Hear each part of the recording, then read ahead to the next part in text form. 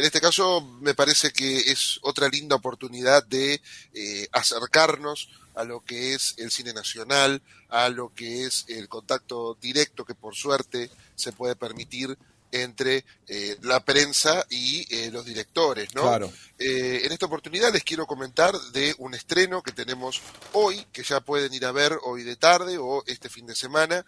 Se trata de la película El retrato de mi padre. Es un documental, pero que se vende a sí mismo como un thriller documental, ¿no? Es una historia de un hijo que es el protagonista, es el director también, es Juan Ignacio Fernández Jope, que busca entre los recuerdos de su padre, entre la historia familiar que se va tejiendo, lo que cuentan los demás, lo que cuentan sus familiares, ese retrato del padre del título, ¿no? Va buscando crear una historia de un padre que no llegó a conocer del todo, ya que murió en su infancia, y a partir de una sospecha sobre lo que representa la muerte de ese padre, cómo fue, bajo qué circunstancias fue, termina tejiendo una historia muy, muy emotiva sobre quién fue ese padre. Tenemos del otro lado de la línea justamente a Juan Ignacio, entonces ya quiero saludarlo. ¿Cómo estás, Juan Ignacio? Bienvenido. Muy bien, Martín. Bueno, muchas gracias por recibirme al programa, a la radio. Bueno, muy bien la presentación que hiciste. El punto de partida de la película sí es justamente un enigma, una gran pregunta, por eso lo de thriller documental. Digamos, hay una línea de investigación policial de alguna manera, porque mi padre se ha encontrado muerto en 1990 en la playa de Salinas con psicofármacos a su alrededor. Él estaba pasando una depresión, por lo tanto la sospecha de suicidio estaba arriba de la mesa. Mi madre, estaban separados, pero muy cercana a él, psiquiatra de profesión. Cuando el forense le muestra las pastillas en cuestión, considera que no hay nada fuera de lo, digamos, no es nada raro, era lo que él normalmente tomaba, entonces no era necesario hacer una autopsia. La decisión creo que estuvo bien en su momento, a pesar de que yo tenía 8 años y por supuesto no participé de esa decisión, pero ese hecho de que no hubiera una autopsia, hizo que digamos, la muerte de mi padre quedara envuelta en un halo de misterio, de niebla, una incógnita y sobre todo un trauma familiar, algo de lo que no se hablaba. Ese padre desapareció del mapa.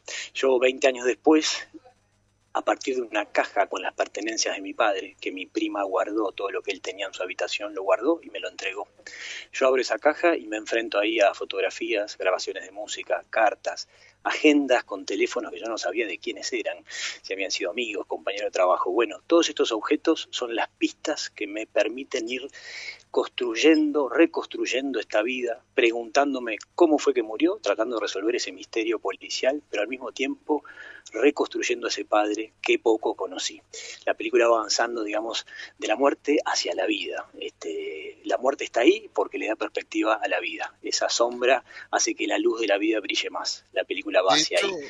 Es un espíritu de celebración y reivindicación de la vida. sí, y de hecho, bueno, en realidad, por lo que es también tu carrera, es un tema que también siempre ha estado muy presente, ¿no? Ha estado presente incluso desde tu primer cortometraje, que también hablaba de una caja con recuerdos de un padre, ¿no?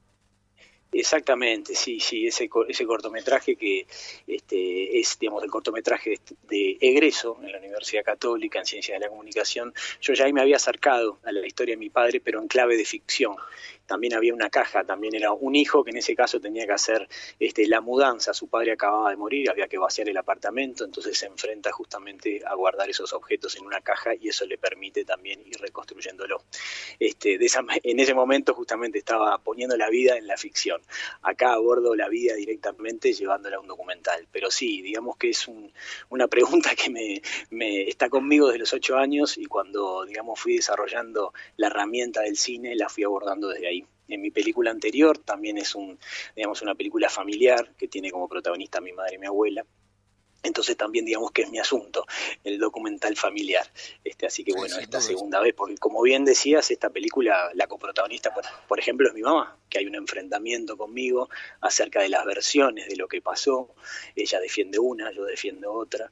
y también hay un cuestionamiento de todos los hallazgos que van apareciendo, ¿no? Porque aparece un papá músico que hacía una música muy extraña con piano, aparece que también fue músico terapeuta, que trabajaba, digamos, haciendo terapia con música, con adolescentes con capacidades diferentes. Esas son algunas de las capas de las revelaciones que va teniendo la película, que eso se va estructurando como un puzzle que uno espera hasta el final qué pasó y quién fue y qué le pasa a ese hijo en esa recuperación, que al final trata de eso. Todos somos hijos, ¿no? En la película está muy trabajada la universalidad, la identificación para todos somos hijos, todos nos preguntamos por nuestros padres, porque preguntarnos por nuestro origen también, ¿no? ¿Quiénes somos nosotros mismos?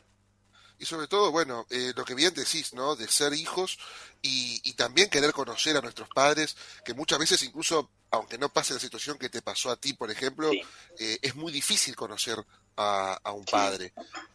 Pero también Y sí, hay algo que me sucede mucho con tus películas, ¿no? Y sobre todo con mm, esta, que es eh, esa privacidad que tú desnudás en las sí, películas, ¿no? Que sin dudas, imagino, te debe dejar también como director muy vulnerable ante la opinión de los sí, demás, ante el escrutinio de los demás. Y yo sí. te quiero consultar también si haces algún proceso privado, vos o tu Mm. familia, para poder también soportar la mirada del otro, ¿no? Cuando abrís un capítulo tan personal de tu vida. Sí, sí, es así. Bueno, primero de todo, eso no sería posible sin la enorme generosidad de mi familia, de exponer sus vidas, de acompañarme en esta aventura que por momentos es un tour de force, digamos, es un caminar a veces justamente en un borde, en un abismo, porque es lanzarse a exponer la intimidad y bueno, como bien decís, el juicio siempre lo tenés también cuando haces una película de ficción, porque a veces igual está escondido ahí la vida privada, ¿no? El que hace ficción la Sí, sí. envuelve, digamos, a través de personajes de ficción, pero también está lo más íntimo de él. Pero bueno, acá es directamente, ¿no? Porque a veces termina la función y está mi mamá acompañándome ahí delante y teniendo que responder preguntas y bueno, es la misma persona que está en la película. La verdad que como lo que me mueve a mí realmente es un impulso amoroso de reconciliación familiar, de búsqueda de la verdad, pero no de un regodeo en la muerte, sino al contrario, como decía antes, ¿no? La muerte está ahí para darle más sentido a la vida. Tengo confianza, me enfrento, digamos, con entusiasmo y con confianza a ese diálogo que se va a dar con el público y que si hay que juzgar, si hay que señalar, bueno, también eso está hablando de lo que le interpela al público. Si uno se pone a señalar es porque tal vez hay algo de su propia familia que tiene que rever, y como bien decías, no tiene que ser un padre o una madre que esté muerto, porque a veces en vida nos es difícil, muy difícil hablar de ciertas cosas, y en este Sí, caso la película que atraviesa, digamos, el capítulo de la salud mental, especialmente ahí, por vergüenza, por pudor, muchas veces no se hablan de esos temas, se callan y eso genera más sufrimiento, por ejemplo, los que están atravesando una depresión. La película llama a eso, hablar, animarse a hablar. Y sí, y mi familia se animó a hablar, yo me animé a hablar, y bueno, y ojalá eso sirva para que otros hablen también, para que puedan a veces pedir ayuda, que es muy difícil a veces. es que sí, también una de las cosas que a uno le quedan muy presentes en la película es eso, ¿no? La necesidad de hablar de esos temas que de repente pueden ser complicados para hablar en una familia o con un amigo, que es la salud mental. Y sin embargo, lo Exacto. importante que es hablar de la salud mental, ¿no? En este caso de un padre que, bueno, termina también con muchas pastillas para tratar también Sí, de escapar de su mente, ¿no? Eso también debe ser muy fuerte para vos entender qué tan lejos ya seguimos hablando de los mismos temas, ¿no? Porque hoy se habla sí, mucho de eso, pero también en la época de tu padre imagino esa presión de no hablar de algo que todavía debía ser más tabú sí. todavía. Sí, sin duda que ahí, década del 80, 1990, era mucho más difícil hablar de estos asuntos, sin duda. Digo que la presión es mayor, pero sigue siendo, y de hecho, digamos, el índice de una sociedad que es en este momento mucho más medicada, muchísimo más, una sociedad que cada año, digamos, el número de suicidios aumenta, entonces sí será un tema relevante. La pregunta si fue un suicidio o un accidente, prefiero no spoilearlo, porque la película lo sostiene Por hasta el supuesto. final eso, es realmente como un thriller policial, esa pregunta hay que atravesar toda la película, pero esa dificultad de hablar, o o de tapar las cosas no solo es hacia adentro de las familias o uno. La película arranca rápidamente, en el minuto 1 yo tengo una conversación con un cabo del Cabo Viera de la prefectura de Atlántida, y cuando yo le cuento esta situación de mi padre que lo encontraron ahogado en la playa y le pregunto si tal vez habría algún tipo de expediente que registrara esto, él me dice: mirá, esos expedientes luego de 10 años se queman y pasan por un proceso por el cual las cenizas no se pueden recomponer.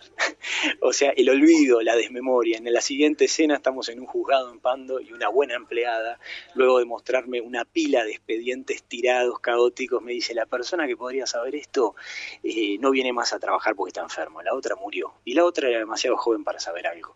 Partimos también de instituciones en este país que, digamos, es difícil ir al registro, el archivo. Este fin de semana tenemos justamente el fin de semana del patrimonio.